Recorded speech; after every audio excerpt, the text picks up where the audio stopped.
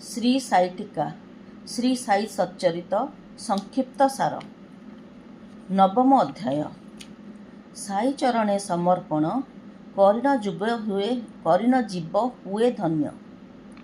कोपरगाँव जीवापाई तात्या लोड़े व्यस्त होई साई करन्ते ताकू मना अस्थिर चित्त हुए सिना। श्याम तो संगरे जाऊ सदा सर्वदा पाखे थाऊ। तात्या बोल न मानिला रास्तारे दुर्घटना हेला। भाविला साई माता कथा अवज्ञा फलर सर्वथा। विदेशी भक्त थिला आसी बाबा चरणे थाए बसी। फेरिबा अभिप्राय नेई जणाई बाबा को जे सेही। कहती बाबा रही थाओ सुविधा देखी परे जाओ।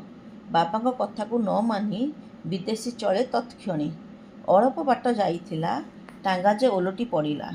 भांगिला गोड़ सज्जिया साई साई सुमरी पड़ी रही। बाबा दक्षिणा रहस्य कही नथिले से अवश्य।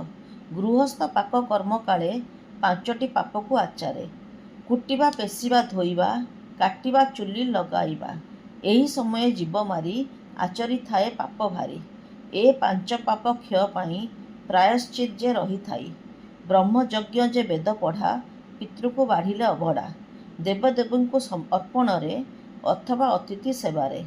जीवजंतु को तृप्त कले ए पाप क्षय जाए भले। बाबा मागती भिक्षा बुली कांधरे धरी थांती झुली।